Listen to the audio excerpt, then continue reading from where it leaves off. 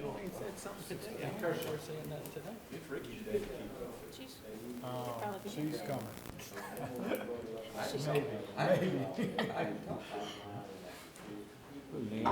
Naomi's coming. All right, if I could, I'd like to call the West Baton Rouge Parish Council meeting to order. I'd ask that you put your electronic devices on silent. And I'd ask Mr. Jason Manola to lead us in the pledge.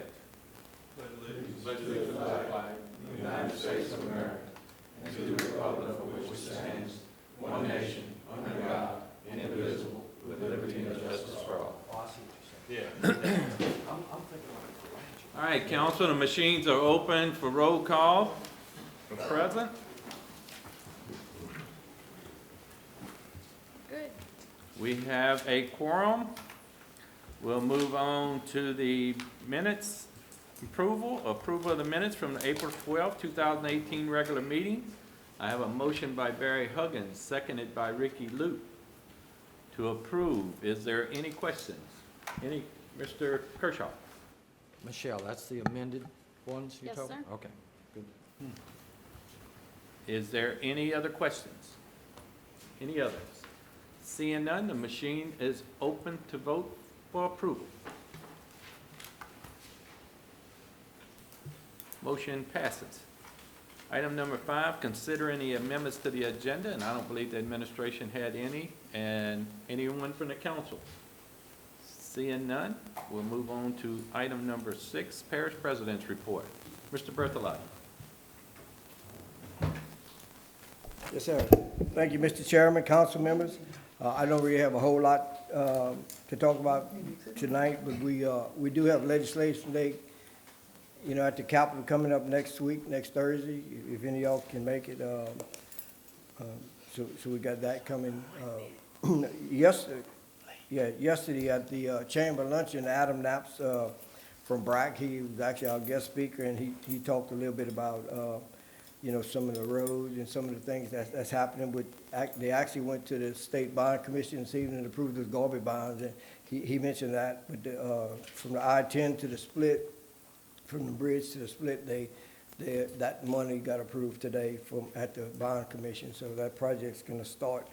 They gotta do environmental, they gotta do some other engineering before they could actually get going on that, so that's gonna kinda kick off today. But he talked about the state unemployment is probably the lowest it's been in a number of years. It's like 3.3%, which is very good. I think West Baton Rouge, last I checked, was around 3.6. So we kind of in the bottom tier with most of the states. So everything's doing good. He did say that they did a survey with all the parishes, and they even contacted Melanie at the sales tax office to figure out if they were to put a half-cent sales tax in the 5 parish area to try to generate some money to build a bridge or something, that money, that 5 parish, that half-cent sales tax would generate about $90 million a year. And they're looking at funding several things. Of course, his ideas may change once the committee's put together. But the bridge for sure, and probably Highway 30, he talked about our 415 connector could be in there.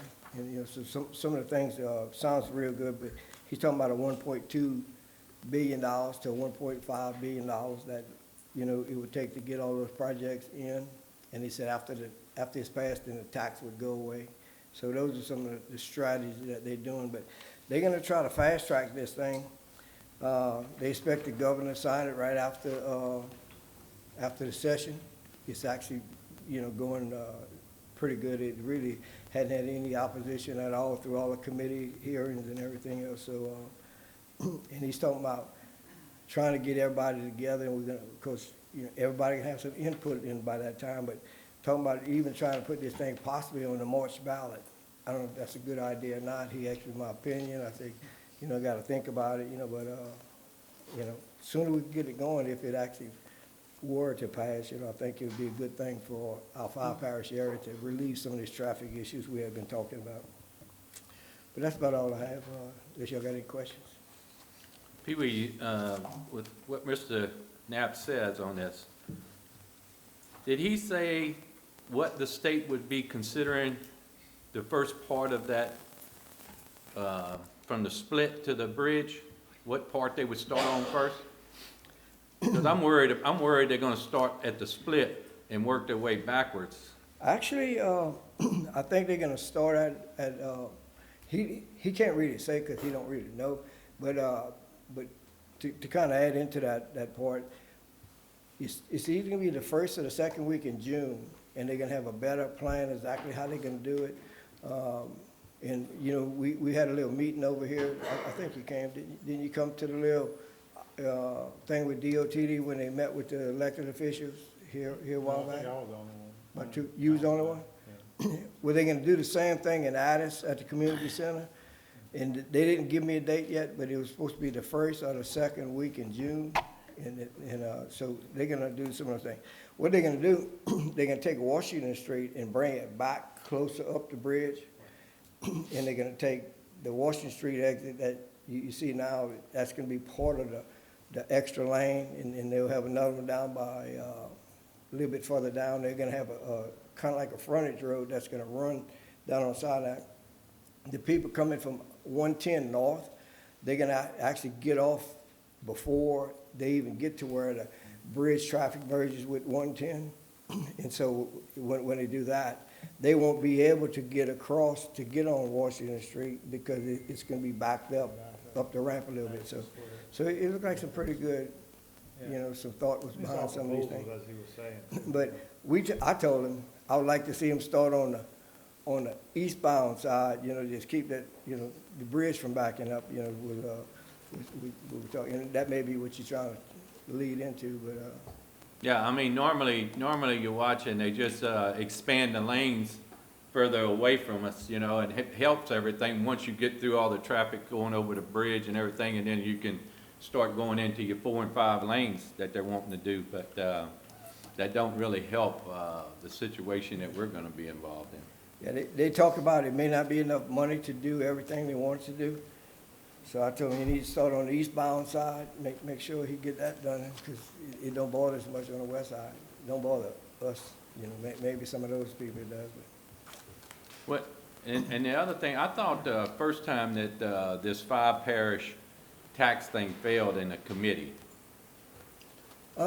Never had a 5 parish tax that went anywhere.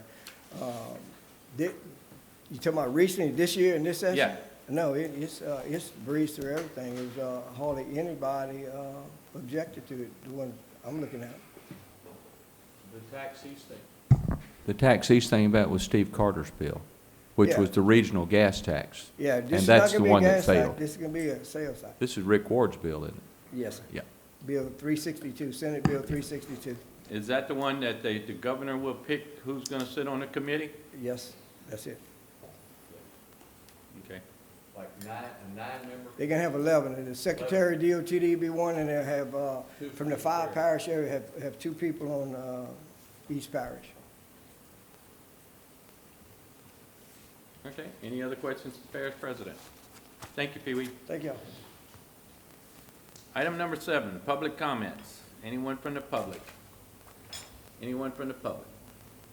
Seeing none, I'll close the public comments, and I'll move on to item number 8, communication from council members or elected or appointed officials. Any elected or appointed officials in the audience? Seeing none, any council members? Any council members? Mr. Kershaw? Several things I'd like to talk about. First of all, I'd like to remind all the council members, and certainly Pee Wee, that May 15th is the deadline for the financial disclosure statements for the Ethics Board. Of course, it wouldn't be springtime if I wasn't talking about some kind of sports, but tomorrow, the girls softball will be playing in the quarterfinals. They won last week. This week, I guess, and I'd like to say thanks to Barry Huggins for coming all the way out and supporting the Bruley Panther girls. Baseball plays tomorrow night, Friday at 6 o'clock in a best-of-3 series, so they'll have to play Friday and Saturday at 11. Probably won't be no need for a third game, so I'm going to just make that prediction right now. And the track teams are they're running today in regionals, both boys and girls. So that's all I have, Mr. Chairman. All right. Any other council members? Any other? I have one thing, and I see that Lou and Kevin's both here, and earlier today, I was at a meeting with the parish president and went in there to sign some papers with Michelle, and Clayton Abear happened to come in, and I see him in the audience, and asked me a question, and I couldn't answer the question, but I figured I'd ask y'all. There was some area over there that's being cleaned up, and they actually dug a hole and buried the trailer in a hole or something. Is that legal or is that not legal?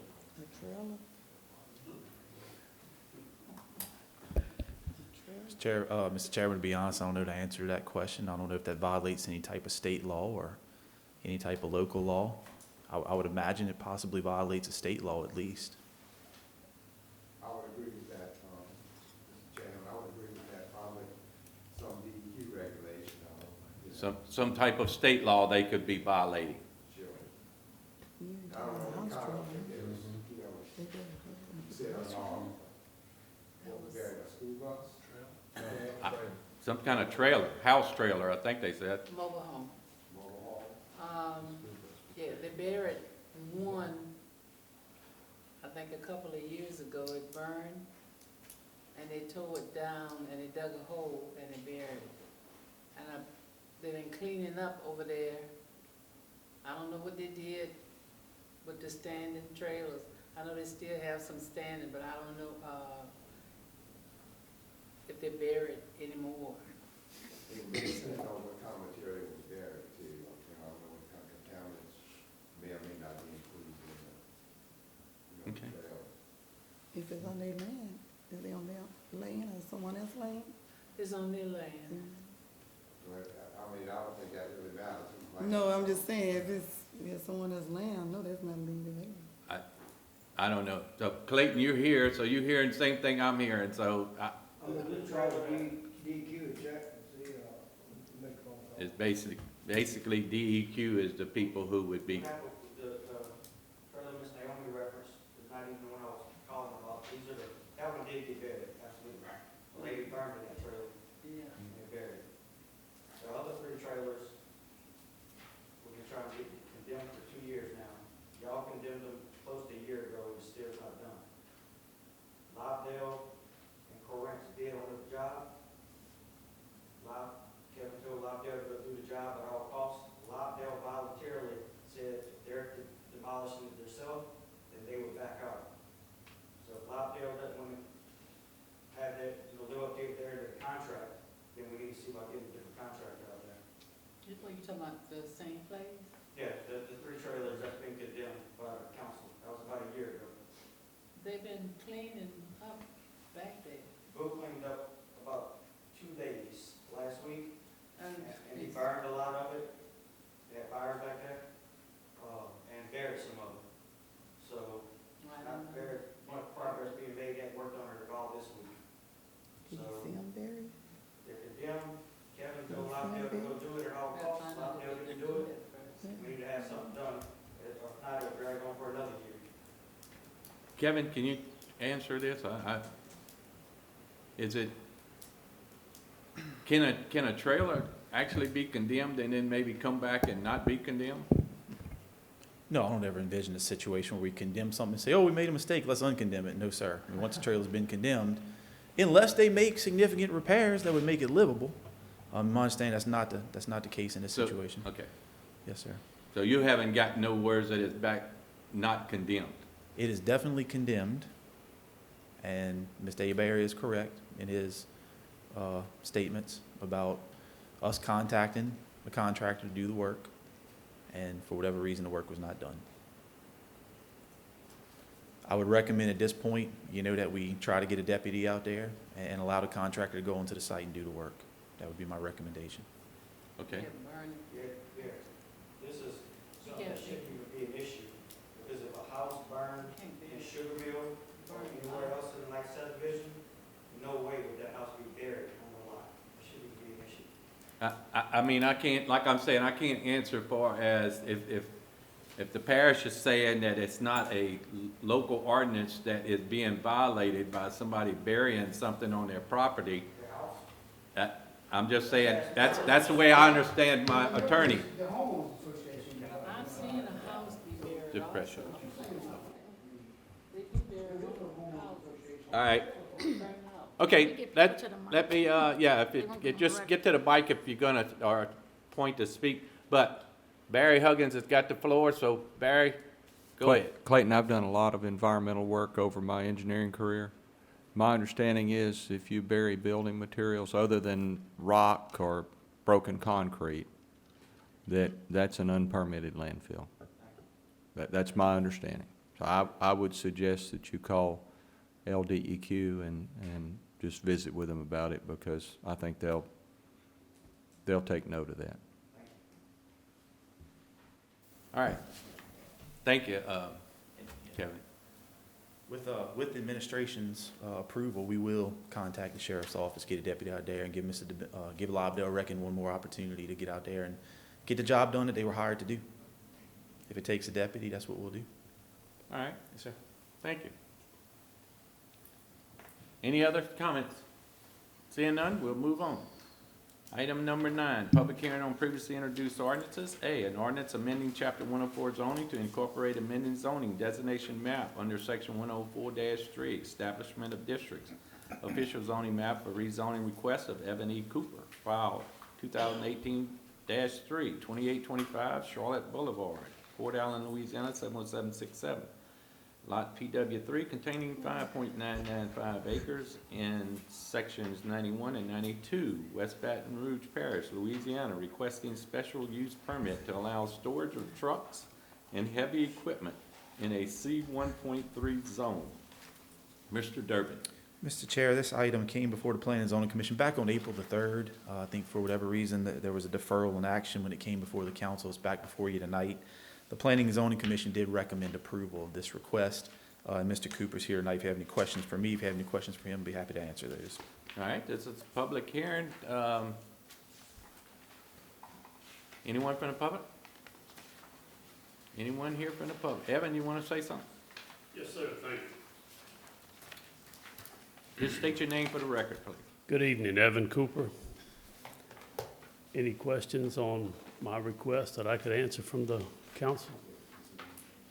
All right, you just stay there. Is any others from the public? Seeing none, I'll close the public hearing, open up to the parish council. Anyone from the parish council? Phil? Yes, Evan had contacted me about this, and he wanted to have it deferred from our last meeting because he would not be present to answer any questions. He is present tonight to answer questions, and what he has told me, he's trying to get ahead of the game in the event that he's been contacted by some folks about the storage, possible storage of tractor trailers and construction equipment and materials. Possibly with the 415 interchange construction taking place, he's trying to get ahead of the game. He wants to get a special use, and in my opinion, he could have that special use on that little piece of property between him and where the old Walmart used to be. And I talked to Evan and I said, we need to kind of be specific about this. We're not going to just give you a special use for anything. And Barry, you're real good with these special use. If we put it in our motion, tractor trailers, construction equipment and materials, if a year from now we see that Evans is doing something other than that, we can pull the special use. And a year from now, something other than tractor trailers and construction equipment and materials, he's been contacted, he could come back to us to see about having that added into the special use. So, with that said, I will make a motion to approve a special use for tractor trailers, construction equipment, and materials. All right. I got a motion by Mr. Porto to approve the special use permit for the items of tractor trailers, construction equipment, and Materials. construction materials, yes. Do I have a second on that motion? I got a second by Ricky Luke. Okay, Kevin? Just a question or point of clarification, that these are operable vehicles, right? This thing is not gonna become a junkyard of inoperable vehicles, right? Okay. Yes, I'm glad you brought that up and got that into the record. Yeah, not a junkyard. Not junkyard. Any other questions, Mr. Phil Kershaw? Phil, you finished? Mr. Kershaw? Put operable in the motion, in the special. Wait, Mr. Kershaw? That was half of my question. The other half is this request for incidental storage. So can you tell me what you're considering incidental? Was the construction equipment and the construction materials while the work around here was going on. So this is really a short term, I mean. For as long as the project would go, it would not, when the Right, but construction's they're not gonna be a storage facility, not gonna be a long-term storage facility, correct. okay? You know, if the trucks and the materials are always moving on and off, the site itself may be used as a storage facility for a long time, but the trucks aren't just gonna sit there. And I was getting to the point about them not moving anymore, being just no offense, a junkyard. That's what I don't want. But if these are incidental to me, meaning they're gonna come, stay there for a short period of time, a day, a week, somebody's gonna sleep overnight, they moving, it's there for a short period of time, that's one thing. If they're there for 2 years and the wheels rot off, then to me, that's a different story. Yes, I don't want a junkyard either there or trucks like that in that condition, so. Okay. Okay, Mr. Huggins?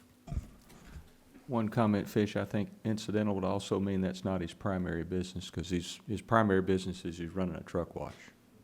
Is that, Yes, yeah. Which brings my point.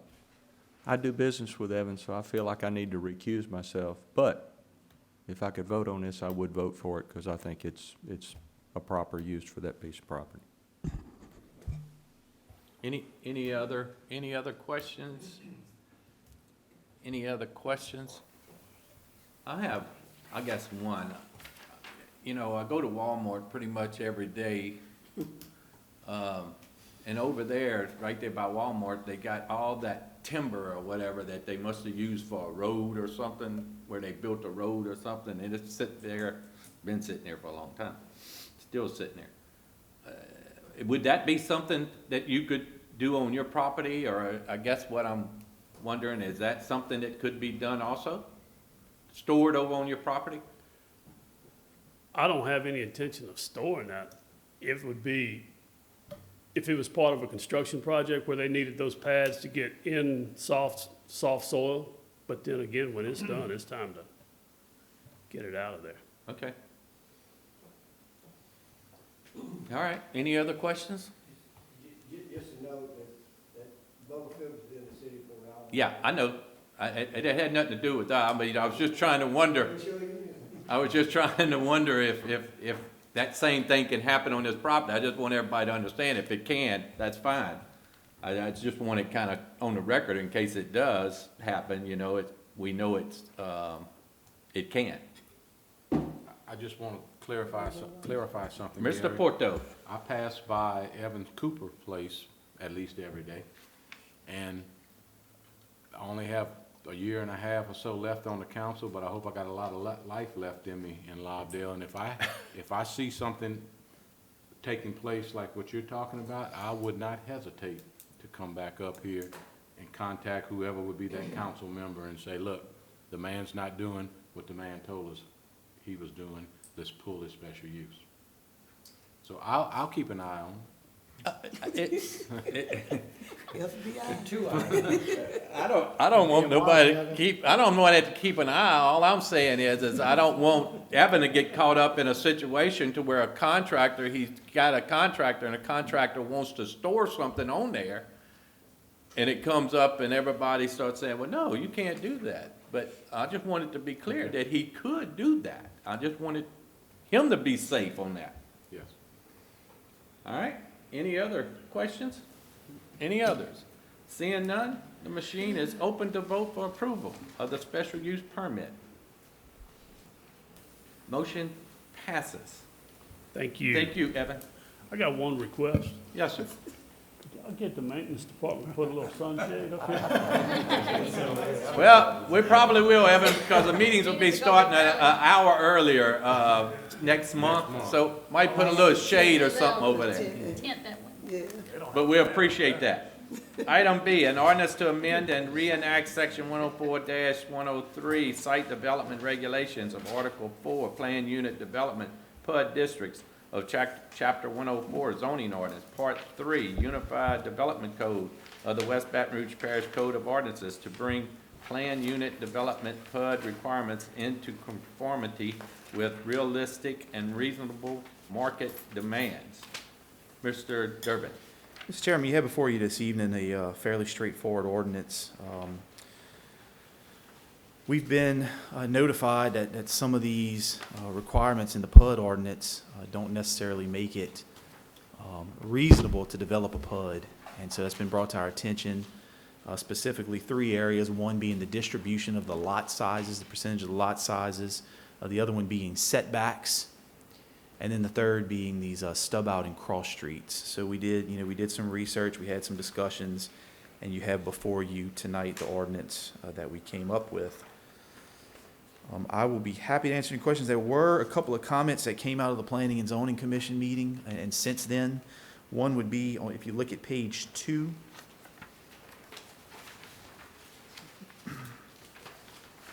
on the section dealing with the stub out streets. It says, because of the unique nature of PUDs, block lengths can vary from normal subdivision standards and shall not exceed 1,200 feet. However, the parish council reserves the right to extend the minimum block length. That word should be maximum, the maximum block length. So that's going to be line 20 on page 2. And then also, there was a comment made about the same paragraph dealing with pedestrian and bicycle cut-throughs, where it says, shall be composed of a 12-foot private or public servitude, that we should insert the word minimum, because there may be cases where a developer sees the need, or where the parish sees the need to have those pedestrian cut-throughs be a little more robust than what's being proposed here. So, Kev, I'm sorry, Kevin. Yes. Where are you saying? So this is all going to be on page 2 in got that that. paragraph 7. Got it? The first one's on line 20, where it says minimum. We would Okay. change that to maximum. Got it? And the second is going to be where it says, pedestrian and bicycle cut-through paths shall be composed of a 12-foot private or public servitude. It was suggested we add the word minimum 12-foot Okay. public or private servitude. If there's any cases where utilities end up having to go through that servitude, you may want some additional room there. Those are the only 2 suggestions that we've had since it was introduced at the Planning and Zoning Commission meeting.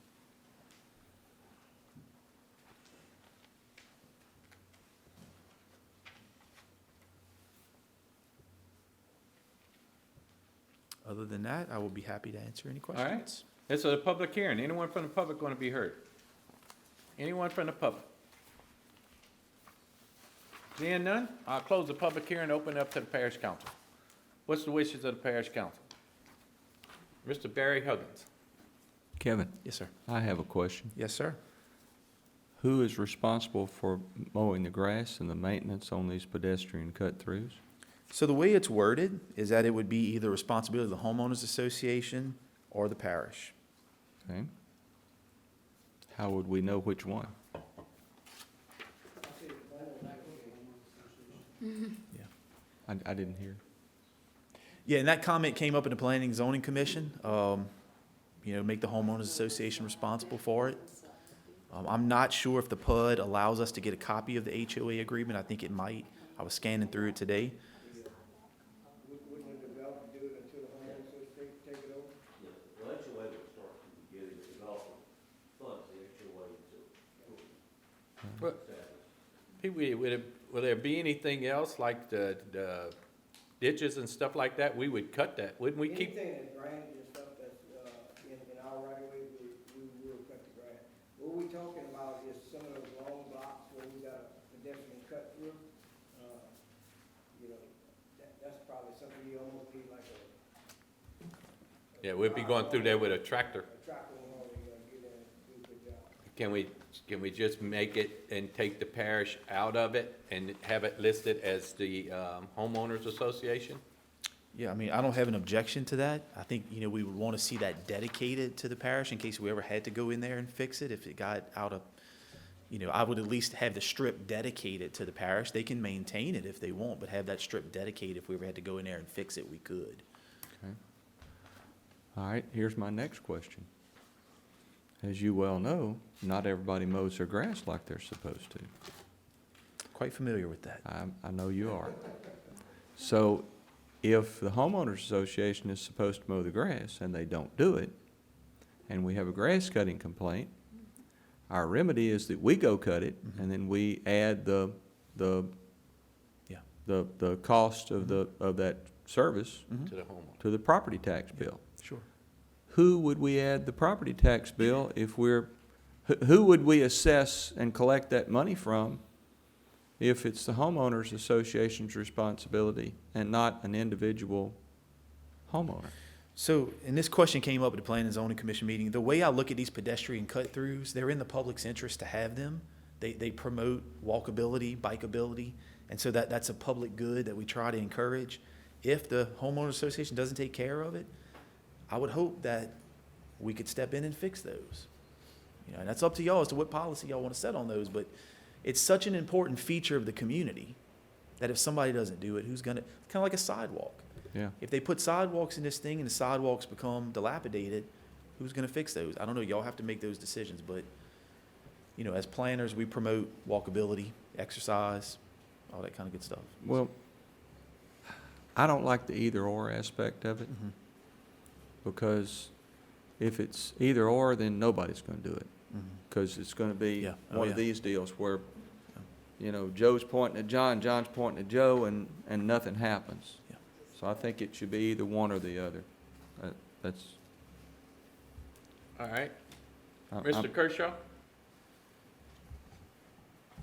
As I see this, this has got three different pieces in it. One is the lot size, one is the setbacks, Mhm.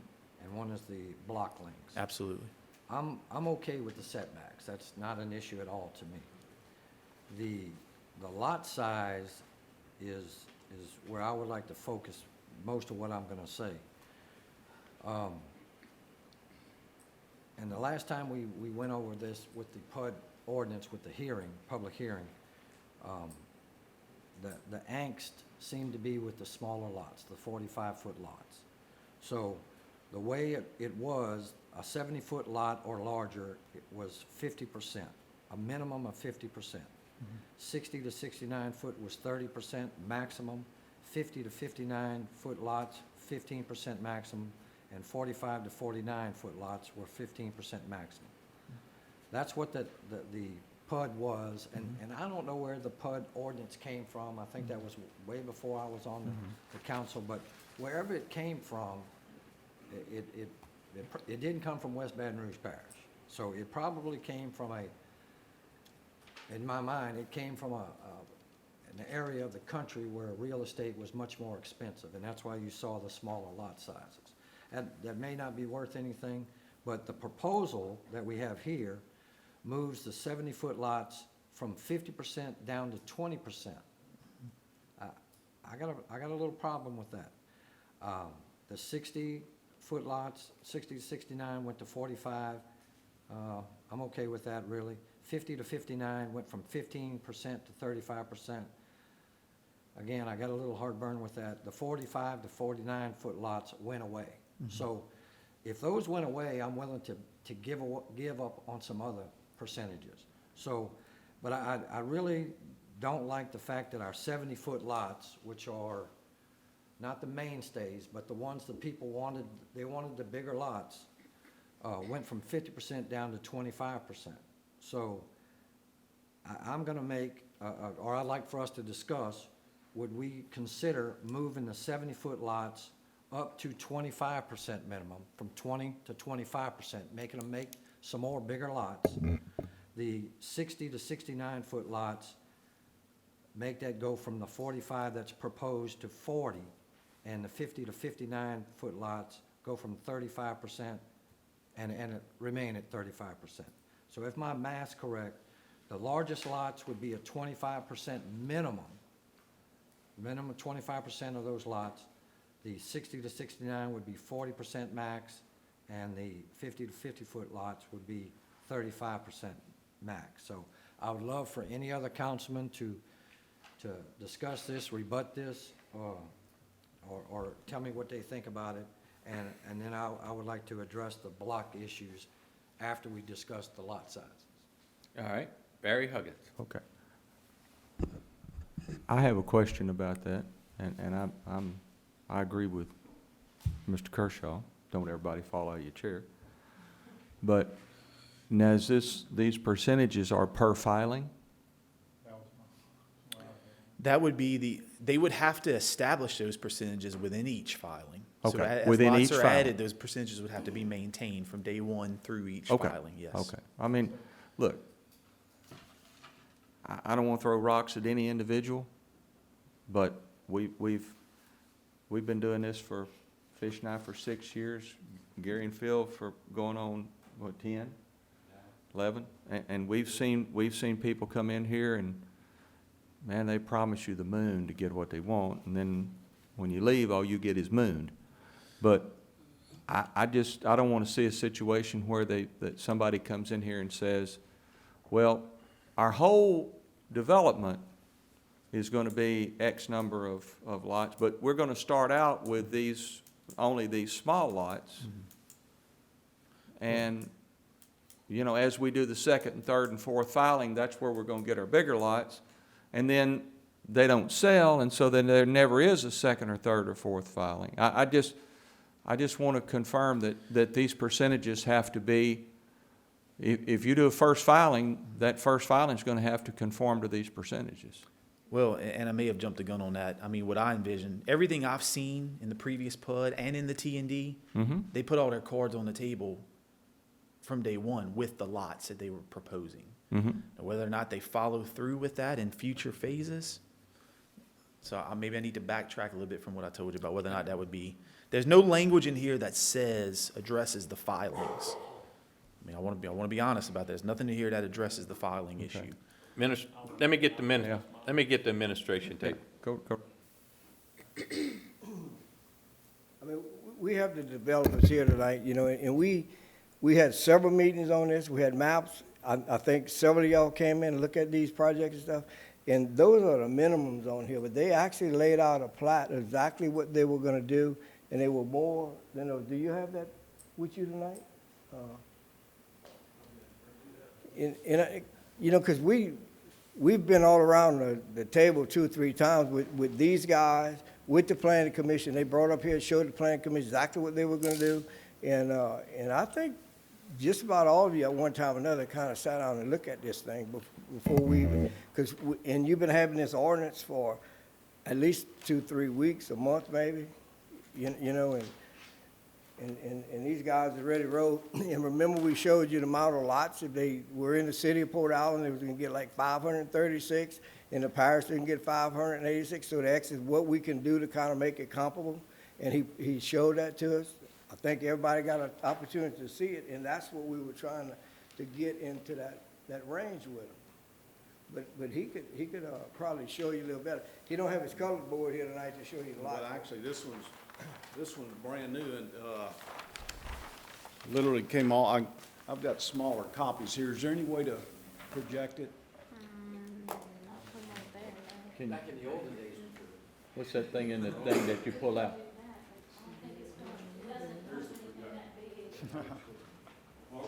He's got a small one. Ain't got that small.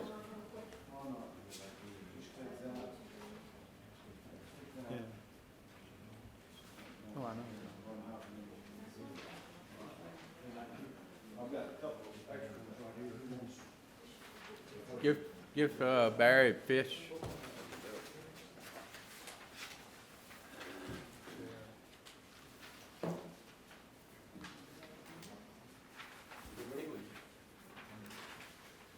My only point is, whatever we pass, these may not be the only people that do play. And I'm not throwing any You take it all- aspersions at anybody. take it But all whatever we pass, we have to live with for everybody. That's exactly what of course, I have the floor. and All right, that's Rick, Go for it. Ricky Luke's got it. Right. Mr. Huggins, actually, I'm echoing everything he just said, 'cause that's where I was going with this. And I guess one of the things, that I said this in the last public hearing we had for, when y'all came, that was one of my concerns. So with your proposal, or y'all plan on doing all percentages in the first filing? No. That's not possible. Which may not possible. Well, there's got to be an established price point in the first filing. And we can't satisfy 3 or 4 different price points in the first filing. The first filing, as we've got it revised through today, is 64 lots. All told, would be about 560 lots. So the first phase of it, in fact, let me show you where. The first phase would be this driveway entrance off of Court Street and come up, it would be this cluster of lots, that's the start. How many is that? I think it's, 64. 60-something, you said? 64. Four. 64. And each of those lots in that particular filing would have houses built on that would all be comparable in price. And the bigger lots that come towards the back and over in the front, of course, the price points go up on those, but it's very difficult to develop a sector or a filing in a subdivision with greatly varying price points. Yeah, in the same. It's just the reality that a lot of what drives all that in this real estate development market is appraisals. And appraisers, they're comfortable appraising values and keep them all at about the same level. And so in this instance, that first phase of projects would be houses that would be in the, probably in the $175,000, $180,000 range, 1,500 square foot houses. Let me ask you this. So the second phase, so what size lots are they? So hold on, let me back up, because I ain't actually, what's the first phase, the lots are what size? 50s, they're in the 50s They're the range, 50, well, that's the 50s to small 60, one. 50 to 60 feet. 50 to 60. The first 2 phases are 50 to 60 foot lots. And then, So which are the smaller lots, if I'm not mistaken, Right. correct? so get the project teed up Yeah. and started. And then this would be the first phase. The second phase would be extending the road up into this area and building that T. If this works out like we hope, then we'd be in a position where if we go this way, we can do 50s. We can go this way and do 60s, and go this way or do 70s. And it's all driven by the market. I mean, we don't control the market. Yeah. We have to react to what consumers want. Yeah, yeah, okay. All right. And I was just, Go ahead. I was just echoing Mr. Huggins, is that, we are approving this ordinance, not just for this project, it's for anybody that's coming behind. And, I just do have a little heart, I do have a little heartburn. You got 20% of 70-foot lot, and you got 45% be 60 to 69-foot lot. So, those, you could have like from 60 to 60, so that's 65% of lots can be at least 60 to 70 feet, possibly longer. All right, Mr. Kershaw. And I understand, Pee Wee, that y'all met on this, but I wasn't in those meetings. So I wasn't privy to whatever, if you met with the developers or whatever. I'm just saying what I think. So from what I remember from that public hearing, that people were bitching and griping and whining about the smaller sized lots. So those went away. Those go away. And all I'm trying to do is take the proposed ordinance that was presented to us and move an additional 5% into the 70-foot lots, and move 5% down the 60 to 69, and and leave the smallest lots, the 50 to 59-foot lots, the same. So all I'm really doing is moving, and I'm not an engineer, I don't know, but hell, if you say there's 550-something lots, I'll bet probably 10, 15 lots change, is all I'm saying. But again, this, and I agree with Ricky and Barry, that this PUD ordinance is not for this project. This project has to fit into this PUD ordinance. This PUD ordinance is something that we're trying to develop for the parish. And it was quite clear last time that the people didn't like it. So the only way that I know to get more public support is to move the lot sizes larger. I think what I'm proposing is not a drastic change, it's a minuscule change. Yes, it will mean less lots, but no offense, I can't be concerned with what the developer wants to do or how much money he's gonna make. That really should enter into my decision. Give me those, numbers you said, On the 70-foot plus lots, 25%. So we're proposing 20, I wanna go to 25. 60 to 69-foot lots, we're proposing 45, I'm saying 40. And 50 to 59, 35 is what we're proposing, I'm leaving it right there, at 35. The 60 to 69, how much percent? 40. 40? Now, so the 70, now, let's be clear, the 70 is a minimum, 25% minimum. The other two are maximums.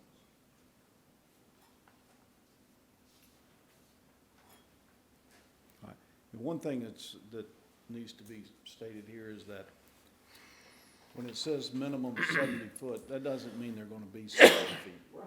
They'll be larger. In fact, we've revised the plan based on some information that we recently got, market-driven information that an area that we had reserved in the front for some future multifamily, we've abandoned that idea and we've gone strictly to 80-foot lots. So what was gonna be maybe 10, 11, 12 acres of apartments, maybe, going forward has been abandoned. We'll remove that from our revised plan that we submit. And we've got just one cluster of 11 acres, which will be at least 80-foot lots. So there's some additional value that comes in. So when the rule says 20 or 25% 70-foot lots, that doesn't necessarily mean that they're all going to be 70 feet. And I mean, here's a perfect example. And I mean, you guys will see the timing on this, just kind of a quick recount of what we're doing. We obviously came through this process unsuccessfully. We looked at the ordinance. We tried to find out how we could adjust our plan and work with the ordinance. Several of the council members and the parish administration looked at it and said, we can work with you on a few of these items. That's why we're here tonight. There's 3 relatively minor items where the PUD ordinance, we're asking for an adjustment. And if this goes forward in a favorable manner, or in our view, a favorable manner, we have to start the process over. This isn't, we're not done today, not by a long shot. I mean, we've got to resubmit a rezoning application, pay all the fees, go through that process. We've got to prepare a plat, submit that, go through the planning commission portion of that. So we're not done here today. We've got a long way to go. You know, so just as a kind of a reminder, the ordinance is being hopefully adjusted. We'll adjust our plan to make it work with the ordinance and the language that's in the ordinance, and then we'll see you again. All right, On a planning and a zoning matter. Mr. Porto.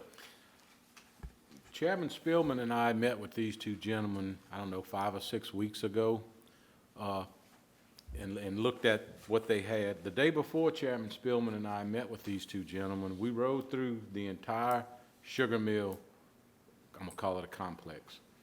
The area that had the 50-foot lots in it, there was vehicles parked in the road at almost every one of them.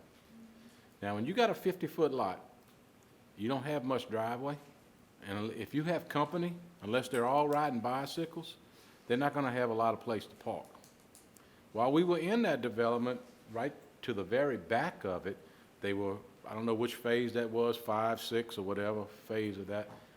Gary and I looked and said, man, those lots sure don't look like 60 foot or 70 foot. They look much larger. So we asked those gentlemen while we were in that meeting, what about those lots back there? They're 90 foot. They're 90 foot wide lots. Tonight they say the market drives what size lots you can build, what they'll sell for, and who'll buy them. Well, the market over there, 6 or 7 miles to the south, says that they can sell 90 foot lots.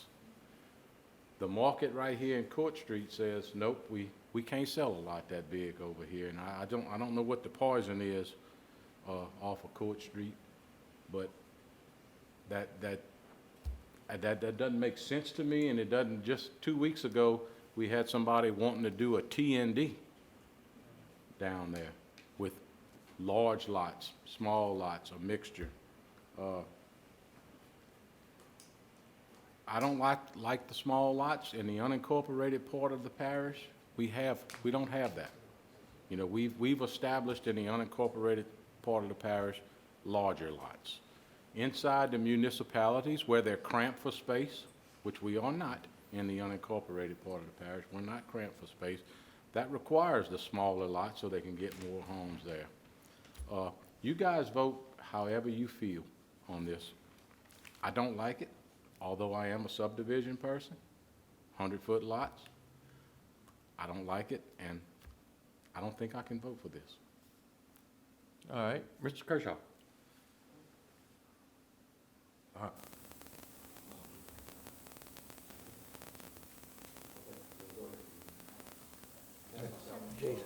No, I just had a question. I know you and I, Administration table, I'm sorry. yeah, I just had a question, and I know you and I do math different ways a lot of time, but, so the way I'm looking at this, based on your recommendation, suggestion, based on, I think, 585 lots, you're saying, instead of how it's currently written, you would suggest 25 more lots, be 25 to 26 more lots, be 70 foot or greater versus 50 to 59. Is that correct?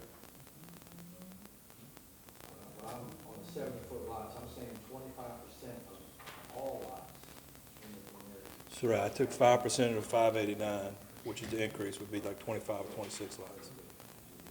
Ordinance originally was 50% of the lots. Right. Had to be there. And the amended or proposed ordinance says 20%. Right. I'm trying to move that 20% to 25%. Say 1/4 of the lots have to be minimum 70 foot. Okay, I was just making sure I was writing the number, Okay. trying to figure out. But it's a little confusing to me when you gotta say one of them's minimum and the other two are maximum.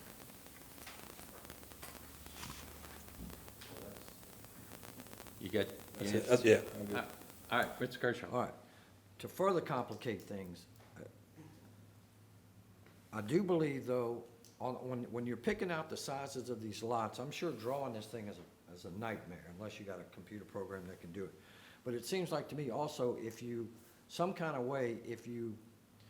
make lots larger than the minimum standard of the 70 foot, so let's say they have some 80s and some 100s, I don't know how do you do this, but it seems like to me they ought to get some kind of credit, or they ought to get some leeway in some other areas because they made some of the lots bigger than the minimum standards. In other words, let's say they did half of their 70-foot lots, they made 100-foot lots.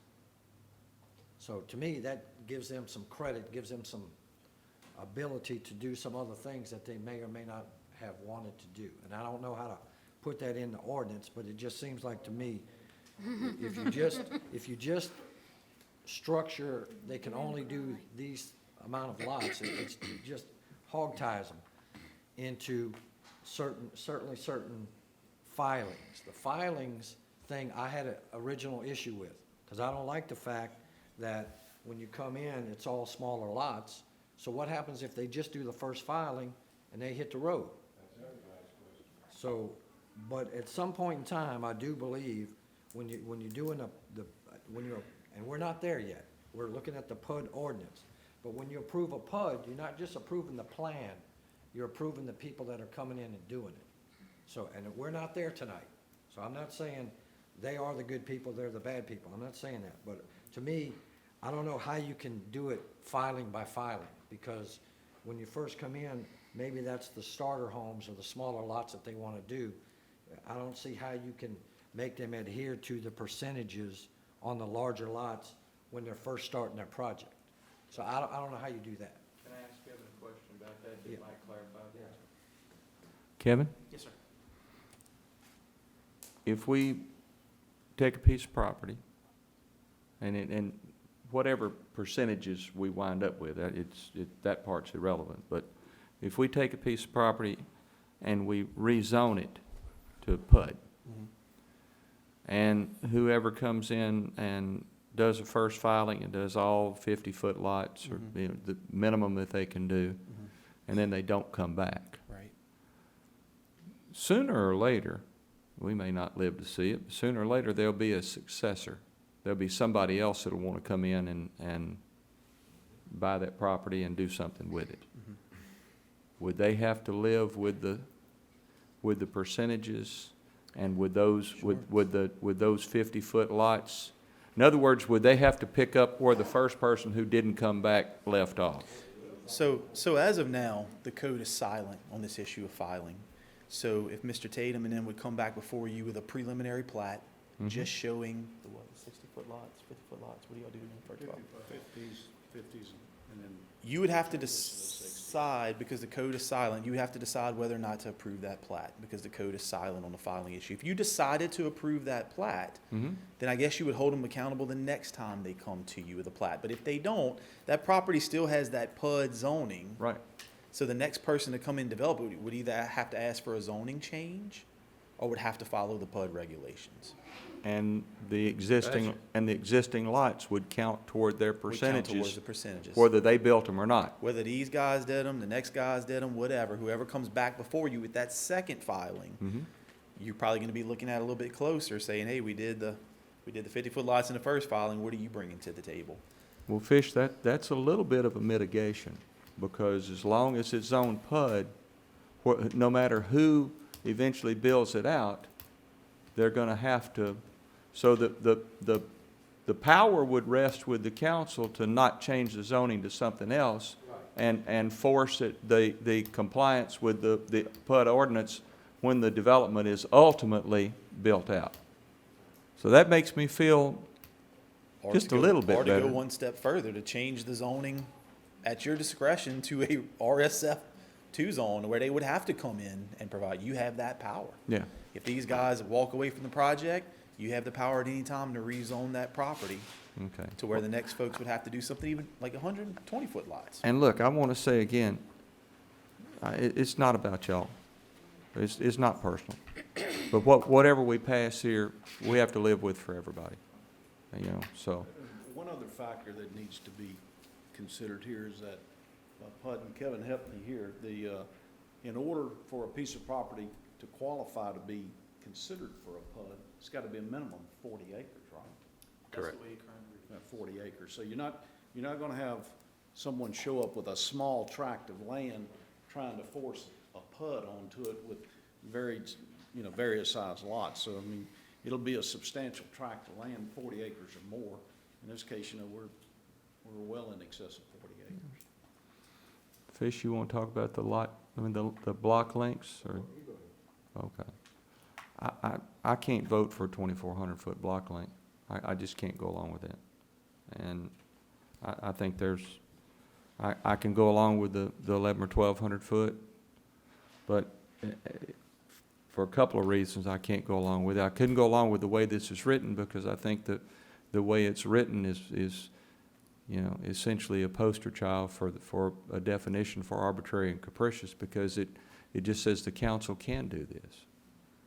And, we can. We could change the ordinance to be able to, sometime in the future, to be able to do it. But I just think that whatever we do, we need to set in the rules, and everybody has to play by the same rules. And at this point, I can't go along with 1,200 foot, I mean, with 2,400 foot block lengths. Well, let me just say something on that. And Please. I'm always for everybody playing by the same rules, but Right. it seems like it don't work that way sometimes. Unfortunately. I'm the one that votes against it, but if you read this thing, it basically plays by the same rules. It shall not exceed 1,200 feet. However, and we always have these howevers in a lot of ordinances. The parish council reserves the right to extend the block length to 2,400 feet if the developer provides pedestrian cut-throughs. They have the right, reserve the right to do it. Now, I done heard the council before in the past sit up here and say, you don't want to give away all your rights to be able to give somebody something or to do something for someone, so I'm waiting to hear we're all of a sudden wanting to say that, wait a minute, we don't want to have a right to be able to do something. You want me to respond to that? Yeah. I mean, you know, we can always change the ordinance at some It- point in the future. This doesn't do anything but say that you have the right to do it. I understand. I got it. I'm just. Even if it's not in here, you still have the right to do it. That's, yeah. So, anyway, that's my comment. Fish, you may Could I you add may something? wax more eloquent than I on this particular. If I could add to that, again, this issue about the block length, again, is unique to the PUD. No other subdivisions, it would only apply to the PUD. One of the things that and Kevin can speak to this also, but one of the considerations that a PUD allows is some flexibility in lot sizes, block lengths, in exchange for dedicating some green areas, some park areas, some waterway areas, and some other amenities, and walkability of the neighborhood. And that's, when we went through this process of asking for some consideration on the block length, that was the primary consideration, was for pedestrian access. So what seemed to be a reasonable compromise to that was you can exceed 1,200 feet, can't exceed 2,400, but if you exceed 1,200, you have to provide a pedestrian route, which we've added to the new plan. So it does, again, it's kind of like the 70-foot lot size. It doesn't mean every block's going to be 2,400 feet, like it doesn't mean every lot will only be 70 feet. So, Mr. Kershaw. All right, explain to me, Mr. Jim, if you would. So if you had a 2,400 foot block length at some point in time in the middle or halfway or a third of the way, you're gonna put a cut through.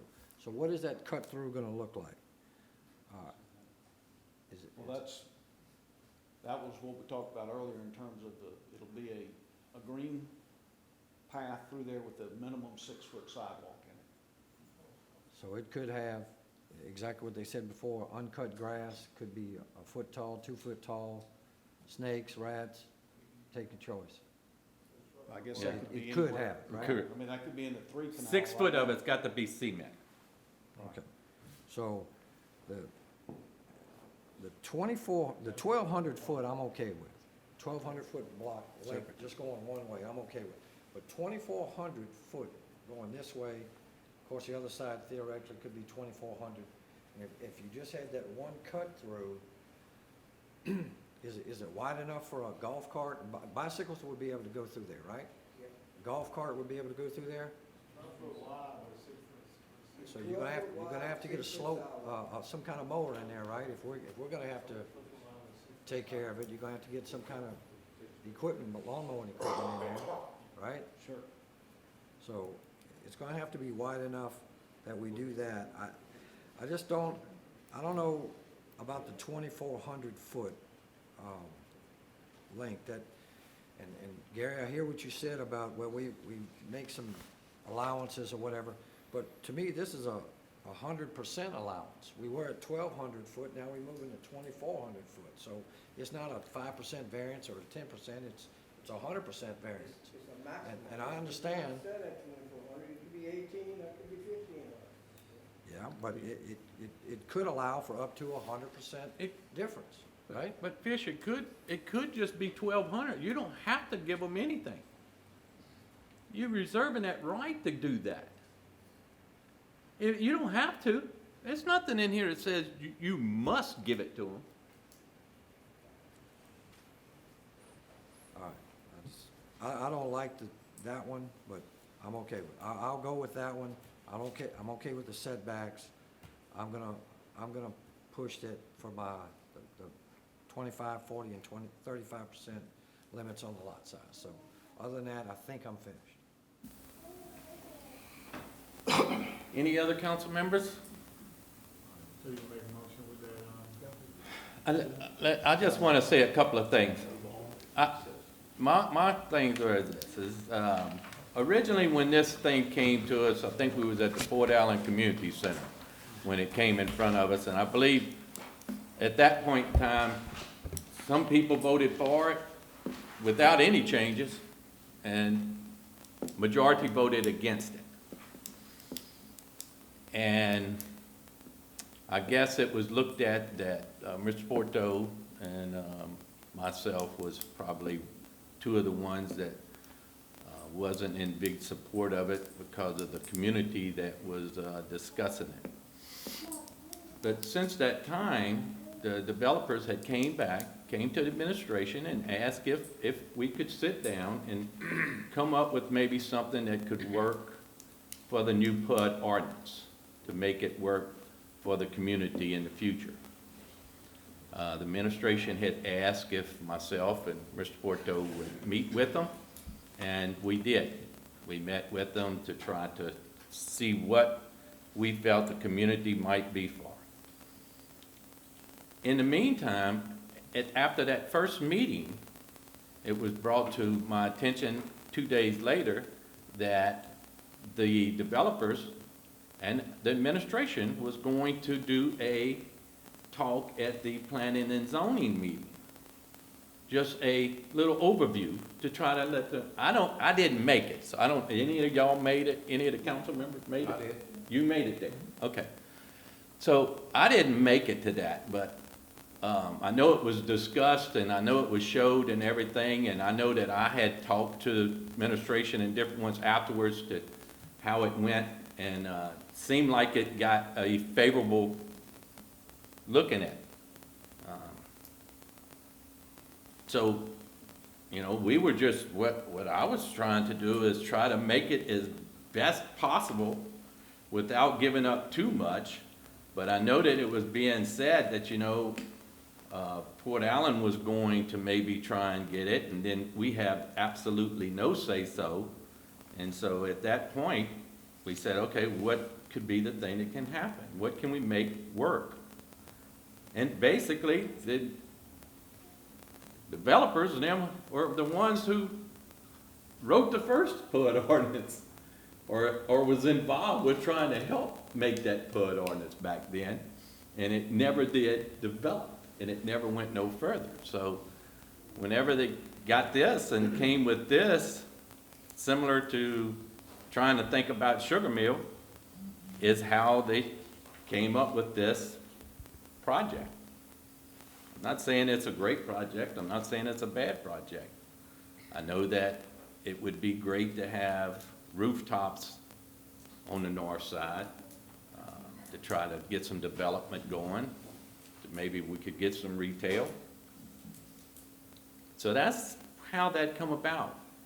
And I guess I never heard from anyone about concerns with this. That's why I haven't been, I definitely made the meetings because they had asked if I'd make the meetings, and I made the meetings. And basically, the 1,200, the 2,400 foot, the 1,200, I wasn't, you know, I said, hey, as long as the fire truck has enough hose, my biggest concern is safety.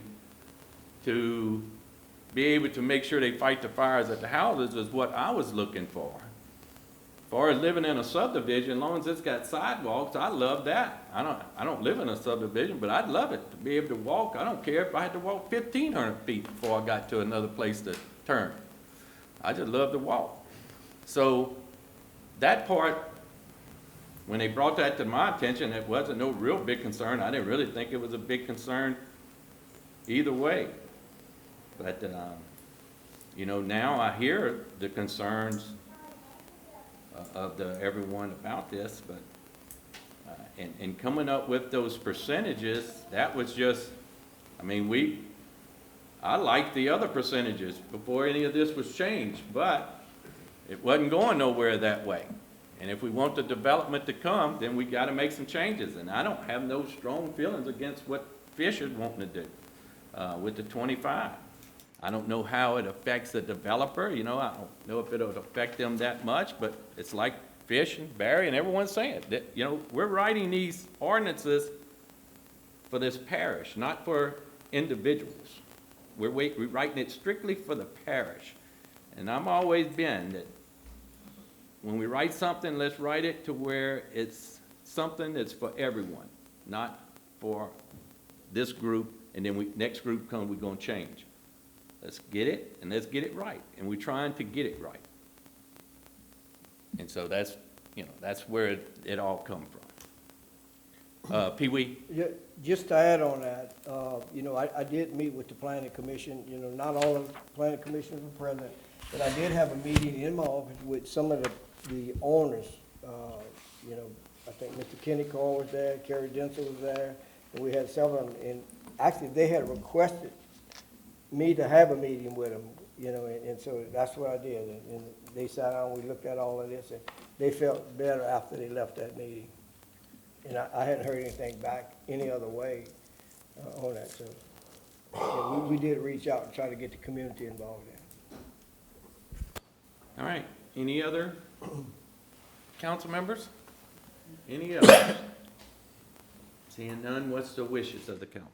Mr. Kershaw? All right, then I'm gonna make a motion to, with the lot sizes that I recommended, 25% where it now says 20 on 70-foot lots, 40% where it now says 30 on 60 to 69-foot lots, and 35% where it now says 15% on 50 to 59. Leave the setbacks exactly as is, leave the block length as is, except for Those language the changes. maximum on line 20 insertion and the minimum on line 22 insertion. Okay. Yep, thank you. And that's my motion. All right, we got a motion by Mr. Kershaw, and we got a second by Kirk Elaine. And Fish, to make it clear, on line 1, we're gonna change that 20% to 25. Correct. In two places. And then on line 3, where it says 45%, that's gonna say 40. No, on line, yeah, on line 3. On line 3, where it's 45, we're gonna Right. change that to 40, is that correct? Right. And that's the only two changes in that paragraph that we're gonna change. Everything else will be left the same. Right. On both those, you're changing in two places, where it says 20% and then the 20 with the percentage sign. You're Yeah, changing in two places. right, correct. So you're gonna have the 25 up there in those two spots. You're gonna have 40 down on the third line where the two 45% are. And then the only other thing changed in the motion is down in section 7 on line 20. Instead of minimum block length, it'll say maximum block length. Correct. And on line 22, instead of it saying, we're gonna add in after it'll be the first word.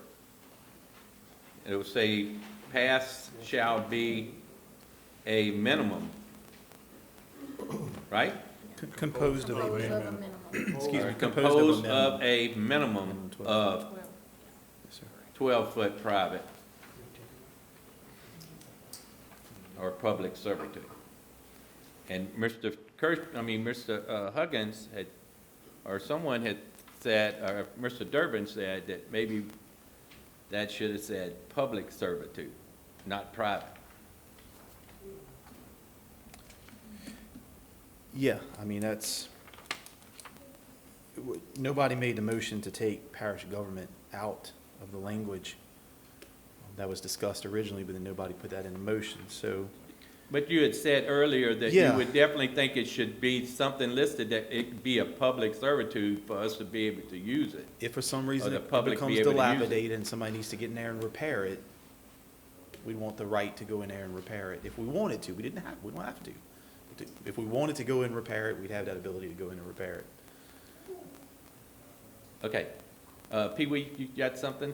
Well, I think that's. That's kind of what we were talking about, whether the side, who was the actual sidewalk, bike path, I mean, who's gonna be the responsible for it? Should you have repair work that has to get done? Should that be the homeowners association? I would Or right now it hope- reads I- either I would or. hope it would be the development, not the parish, but Home- that's up to the council, I guess. Or So the way you would do that, in my opinion, would be you would take parish government out of line 23. You would strike that language.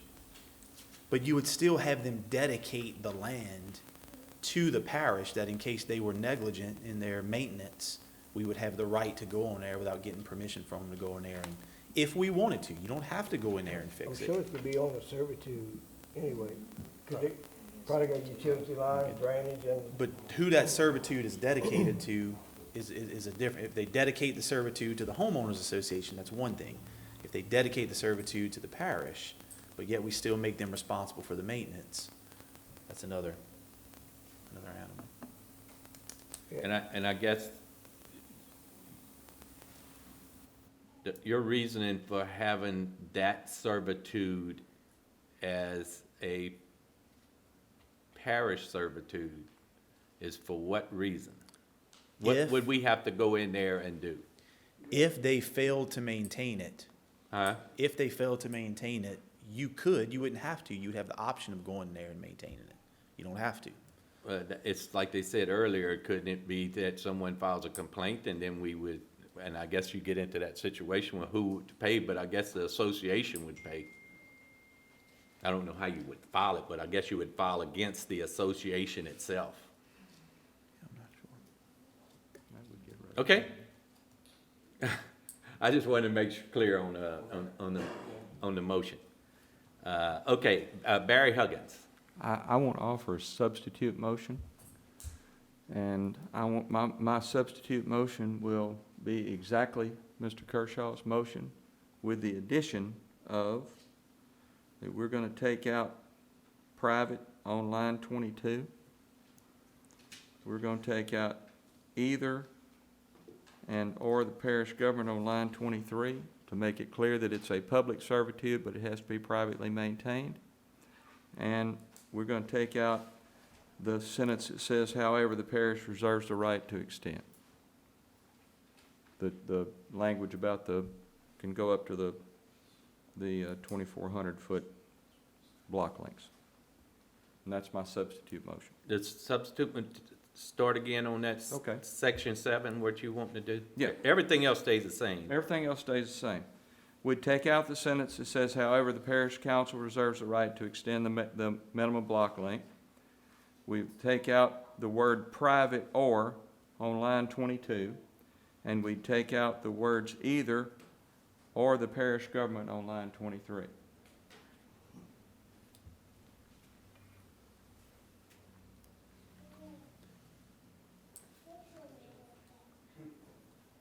My only question on that, Mr. Barry, is if you take out the phrase, however, the parish council reserves the right to extend the minimum block length, that negates the need for the cut-throughs completely. Because then nothing could ever be beyond 1,200 unless they ask for a waiver, which they could. They could, and it doesn't mean they couldn't put the cut-throughs. There's nothing would keep them from doing it. But if the maximum street length is 1,200, then they don't need the cut-throughs. Because you're placing the cut-throughs every 1,200 feet. I got it, but they can put them at 600 feet if they so chose. I think presently,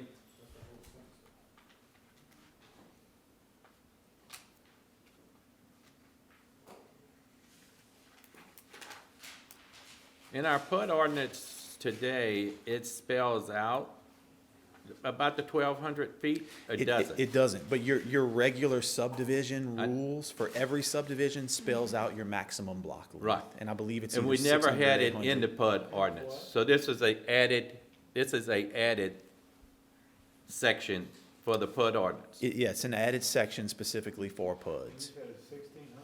It's either 600 or 800. I 800. get confused with the fire hydrants. Every 800. Okay. On the stub outs. Yeah. Okay, so if we're gonna scratch all this out,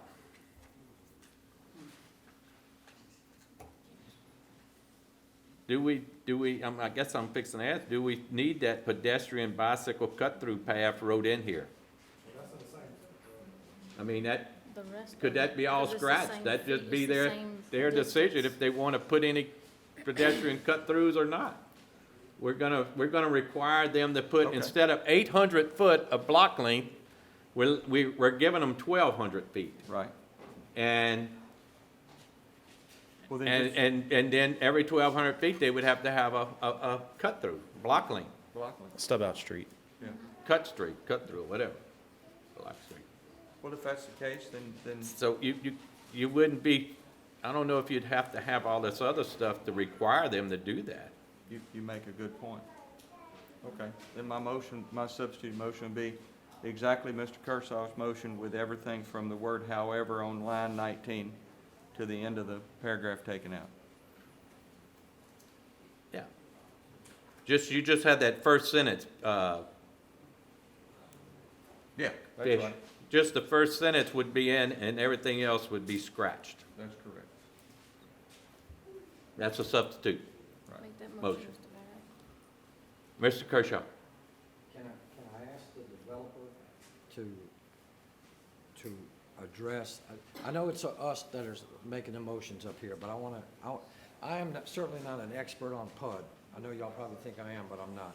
So, can you address the block length? Is that what you? Well, what we're asking for is some relief off of what the current ordinance is. I mean, if you jump, East Baton Rouge Parish, for example, the maximum block length there is 1,500 feet. And so the request for a little bit of latitude in that direction was answered by Kevin's office by saying, if we're going to give you a little more latitude, we want that pedestrian cut through. And we did just a quick look around West Baton Rouge Parish, and here's a list of about 25 streets in West Baton Rouge Parish that exceed the 1,200, 1,500 foot minimum, including Alene Street in the back of Bruley is 6,900 feet without a connection. Of course, the Orleans Quarters Drive parallel to it, 7,100 feet without a That's connection. all Bruley, yeah. Right, I understand. But let me Do you have just say Emily this. Drive, you Let have me, Emily Drive on there? let me, yeah, but here's the thing. though, Emily's the Fish. granddaddy, 11,800 feet. But not But so they got not, some cut- not so fast, Mr. They got James. cut They through. got stub outs on those roads. Stub outs. So let's get that clear. Yeah, Well, they don't. But, I mean, it's common, What about Riverside? the Silverside or Silverstone development that was recently approved, where there's a house under construction in there now, it's about 2,000 feet without a cut-through? without a cut-through, without a stub out, without a cut-through. So it's not an uncommon practice in West Baton Rouge Parish. In this case, we asked for a little bit of latitude on that to exceed that minimum 800 or 1,200 foot requirement. And if we exceeded 1,200 feet, we're going to provide a pedestrian cut-through.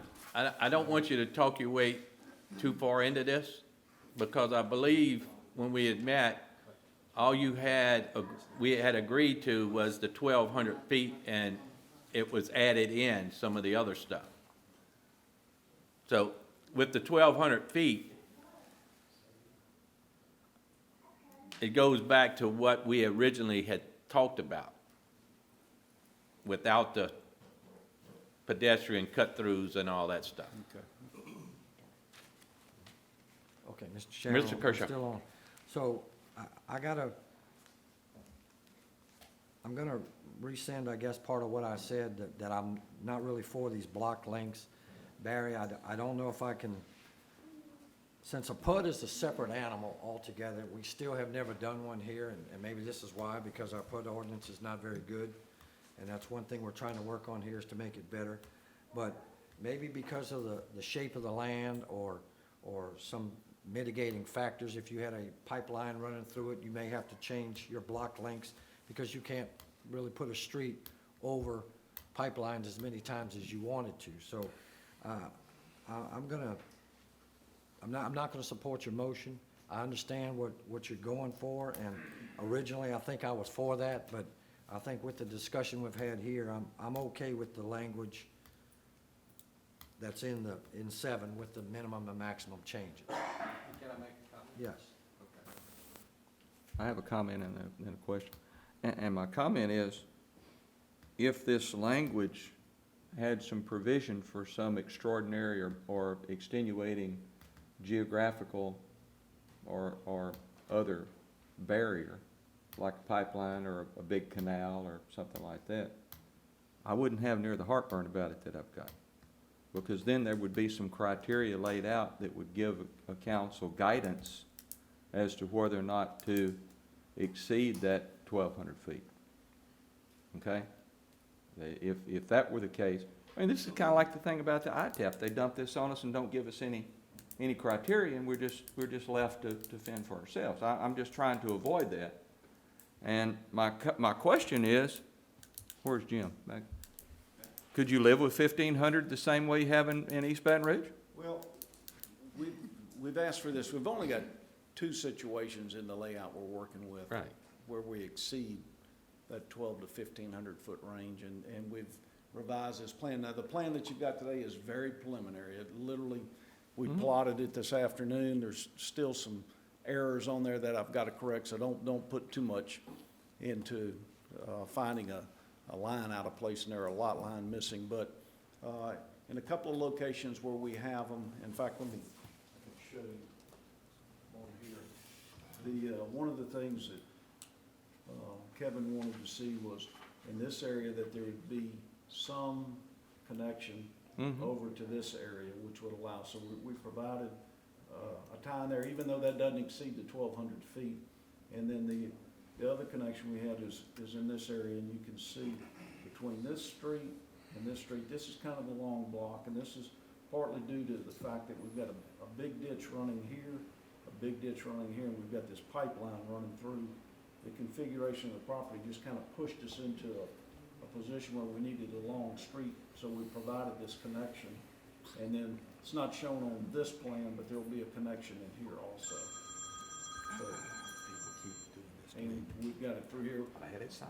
One of the things that we hope to bring before this commission and or council rather, and the commission, once we revise the plan, is to have a walkable neighborhood. When you get in, you can cut through here and get on this street and go down the sidewalk, and then cut through over here and get to this street and walk down and go around the lake, get around these lake features. So that's really the genesis of the request for some latitude here, is that we've got this long street and we've got this long street, and we're providing connections.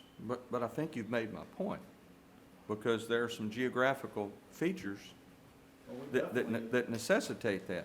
And I'm just saying,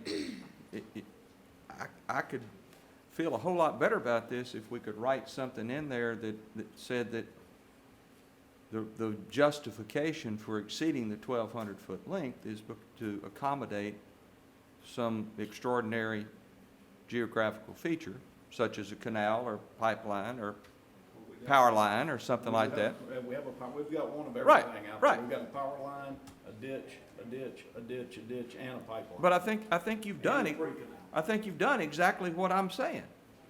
We just don't have the language in the ordinance.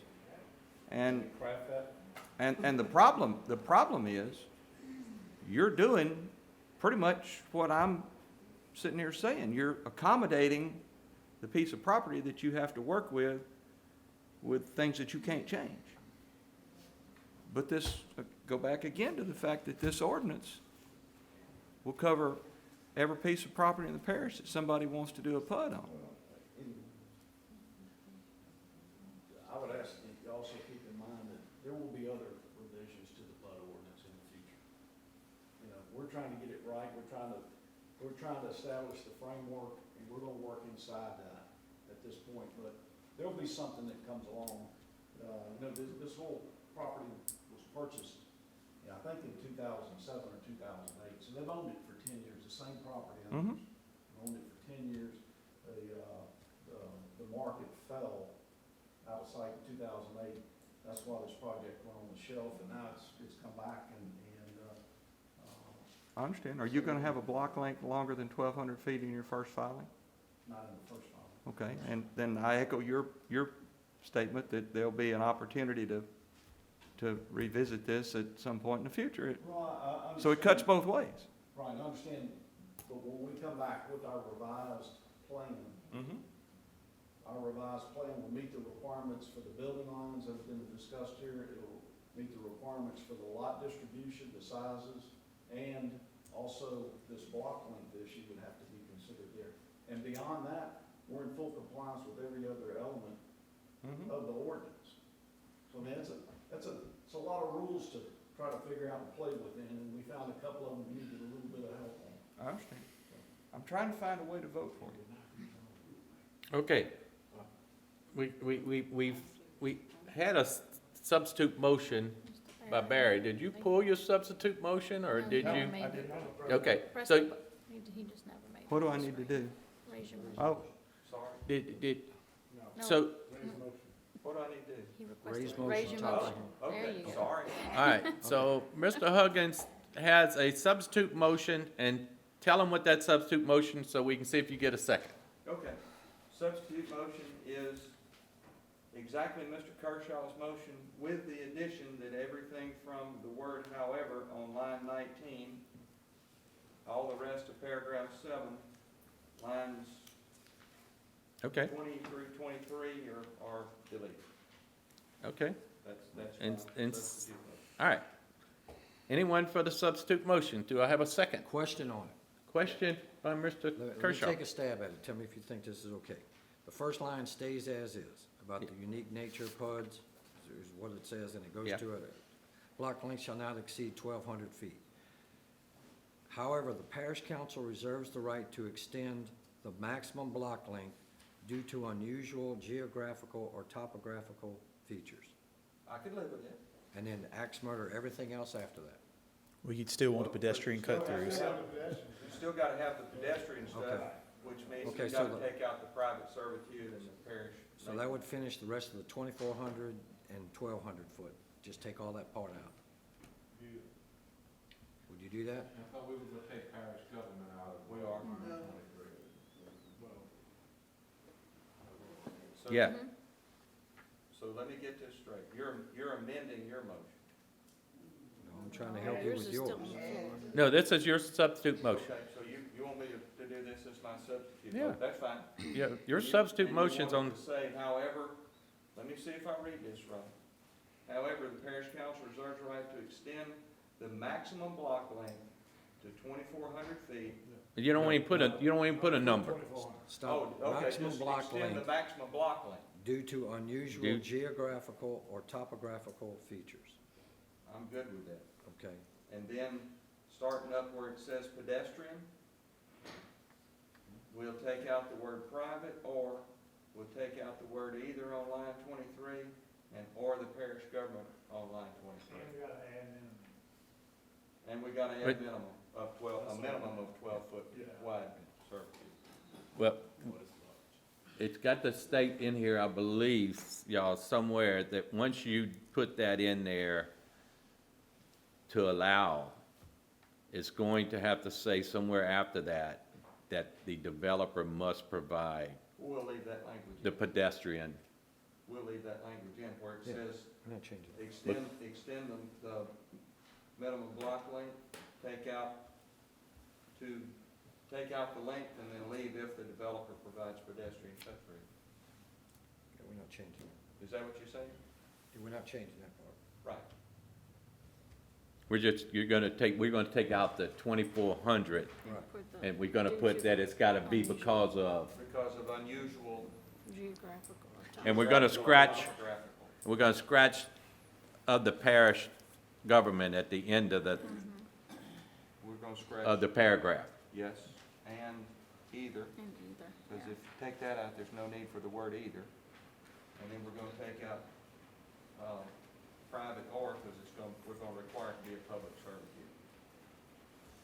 Yeah, Okay. I'm good with that too. Okay, I think this Okay. gives us some leeway to work with a developer, but also get what we want. I'm good with So, that. I'll second your motion. Good. All right? So we have a second on the Mr. Kershaw seconds the substitute motion. Is there any, Anyone else want to speak? Mr. Huggins, you had the floor. Are Oh, you I'm sorry. done? Mr. Ricky Luke? He done. He's done. Take the floor, Mr. Luke. I think Mr. Kershaw, Mr. Huggins, did a good job cleaning this up. I think it's a good project. I'm gonna vote for it, but I just wanna be on record, it gives me heartburn that we're not adding the total percentage in each phase, but, I can live without it, so I just wanna make that public record. Any others? And just to say one thing, Rick, this is just like they stated earlier, this is just the first process of this. When they come back with the true plat, I'm talking about the total order, I ain't talking about. yeah, I'm talking about it in general. we might have to look at some of that, on how that should be looked at. And Mr. Porto, and you just to got the floor. clarify, this is the ordinance. We're approving a PUD ordinance. This is not a rezoning. Correct? They're gonna have to come back to get the property rezoned. And if it does get rezoned, then they'll have to come back with a plat for it's all to. If there are exceptions, we'll have to see it, or, if it's, or the admin can do it. This is just for the ordinance. And, I may change my position. I may vote for the ordinance, but, I may stand on a different ground for the, rezoning. Any other questions? Any other concerns? Seeing none, the substitute motion is up to vote for approval with all the changes in the substitute motion. Ms. Naomi? Let's see if you can press one. Got it. Motion passes. Mr. Chair, before you go on to the next item, I just want to thank y'all for y'all's debate and healthy discussion on that. I will tell you, it was the stub-out streets that gave me the most pause. I did spend about 2 full days researching this issue on connectivity and stub-out streets, and I can tell you the evidence is not clear as to whether or not these things improve mobility or don't improve mobility. The evidence is very clear on pedestrian and bicycle activity, does promote pedestrian and bicycle activity. I would like to sit down with y'all later this year when we're not in budget season, when we're not considering 500 lot developments. Sit down with y'all, spend a few hours talking about connectivity, and try to come up with something we can live with for the whole parish for all different types of development. So thank you very much. Thank you very much. And to our developers out there tonight, thank y'all for being here and to help and answer questions. we need. Thank y'all very much. Item C, an ordinance amending Chapter 104 zoning to incorporate amended zoning designation map under Section 104-3, establishment of districts, official zoning map for rezoning request of Luther D. Townley, file 218-04, 3516, Borono Acres, Port Allen, Louisiana, 70767. Tract 4, 4A, 4B, 4C, 3B, 2, 1B, 3A, 1, and 3A-2, being a part of the Barana property located in Section 21 in Bruley, Louisiana, 70719, currently known as Borono Acres, rezoning from RSF3, residential single family, to RM residential minor. Mr. Durbin. Mr. Chairman, hopefully somewhere in your packet, maybe hopefully you have a little graphic that shows that the two lots on the end of this tract of land are legal lots because they front on road frontage. But yeah, the request is to go from RSF3 to a minor subdivision. And the applicants are here tonight. The Planning and Zoning Commission did recommend approval of this item. I'll be happy to answer any questions. All right, there's a public hearing. Anyone from the public want to be heard on this item? Anyone from the public? Anyone from the public? If you would like, you'd come to the mic and state your name for the record, please. Don't be scared, come on. Nah, I ain't scared, I just didn't know if I needed to come After up here that or last not. conversation, I don't see why you would be scared. My name is Mary Kim Barona Townley, and this property was given to us by our parents over 30 years ago. They divided up the property to family-owned property. Our parents have both recently passed away, and we are trying to sell our parents' home, and that sits on 2.1 acres of land. And in order for us to do that, we had to have it rezoned into a minor subdivision. And that's what we're trying to do. And we're hoping that we can get y'all approval to do that. It does have a blacktop road. There is water, gas on the property. All right. So basically, it meets all the requirements of a minor subdivision already. Kevin? I'm not aware of anything that is deficient. Okay. All right. So, anybody else from the public want to be heard on this item? Anyone else from the public? Anyone else from the public want to be heard? Yeah, they have our addresses, Port Allen, Louisiana. It's Bruley. In the reading, it says Bruley, I know that. Yeah, Yeah. yeah. Port Allen shouldn't be anywhere on there. Yeah, one of them says Port Allen, one of them says Bruley, so you kind of live in both.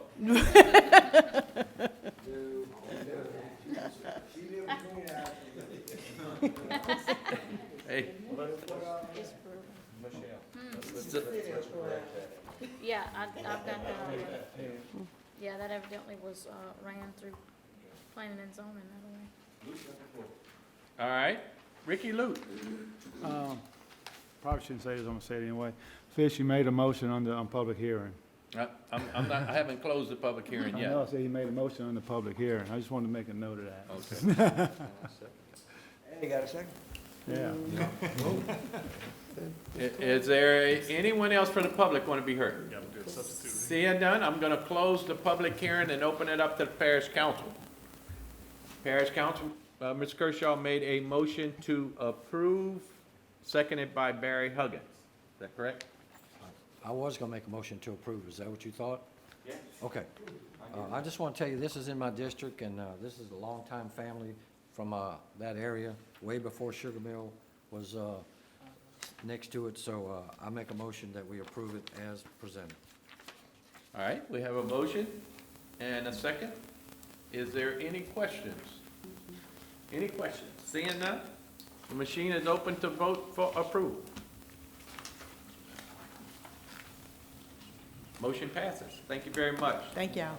Sorry, We glad y'all got to sit through and listen and get to see the, you know, the new modeled, remodeled place, so make sure y'all come back and visit.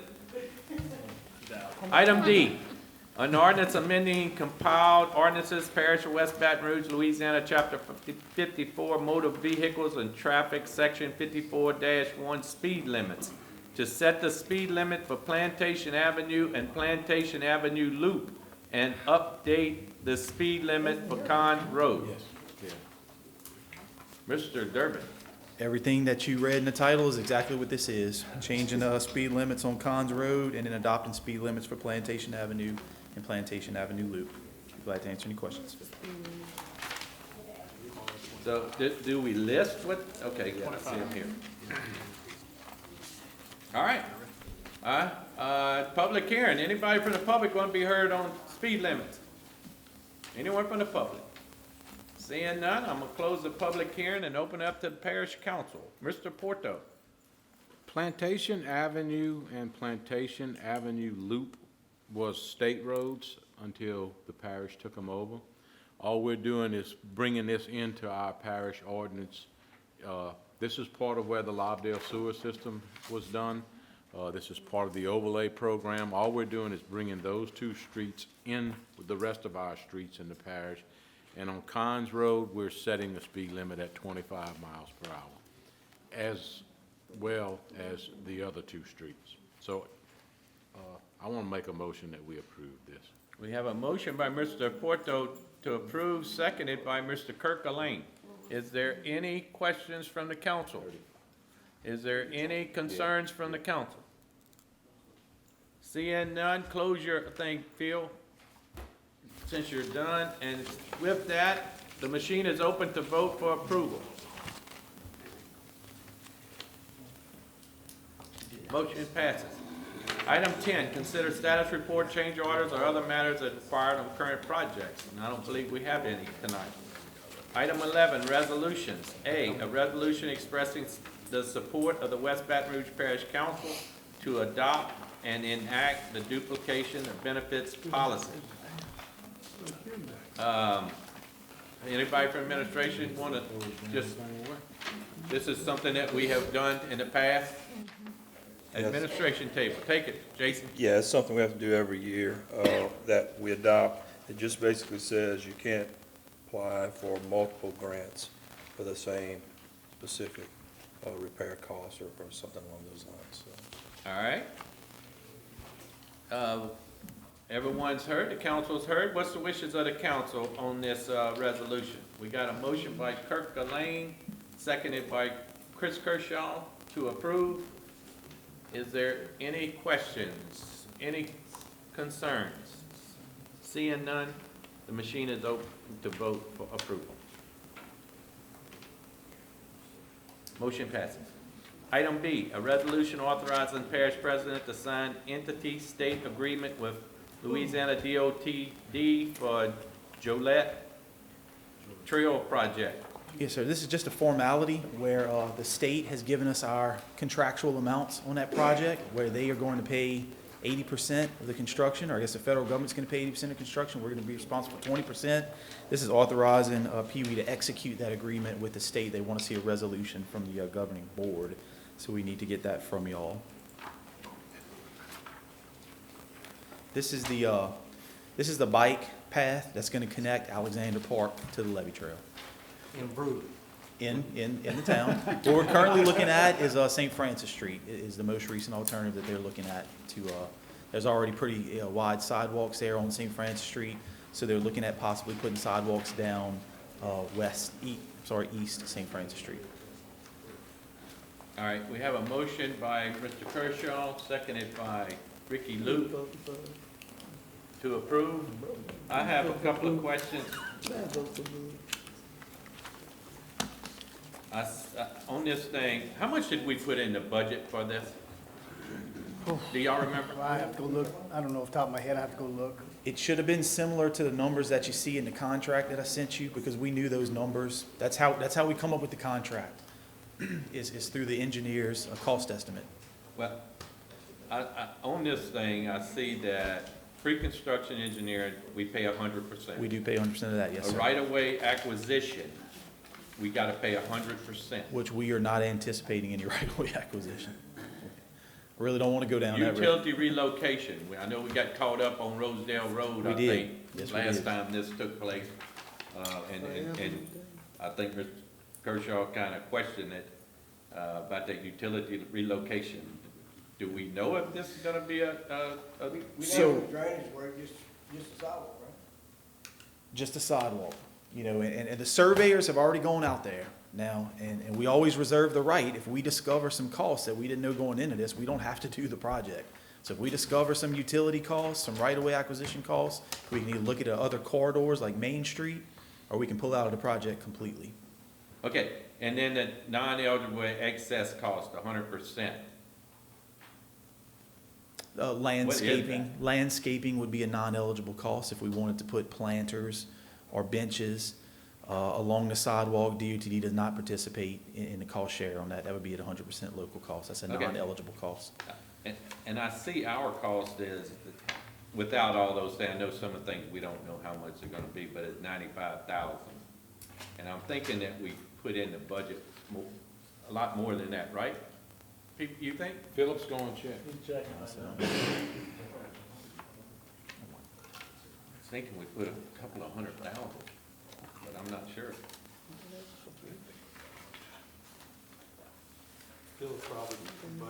Have they decided how they're gonna go with this? Where is it gonna go across and all this kind of stuff? So the original application was, we were looking at the Main Street corridor. We were approached by the town of Brewley. They requested that we look at the St. Francis Street corridor because Main Street already has sidewalks. And the town of Brewley is trying to figure out where they want to spend they want to do some sidewalk stuff too. They're trying to figure out where to spend their dollars. So wherever we don't go, they're going to go somewhere else with their sidewalk dollars. Possibly, what's the street that goes in front of the middle school down there, or the elementary school? Is that LeBove? LeBove is the name of the street, is one of the places that the town is looking at putting sidewalks. So they asked us to look at the St. Francis Street corridor because it currently does not have sidewalks on the east side of LA1. How much, Our Philip? portion's 50,000. Huh? 50,000.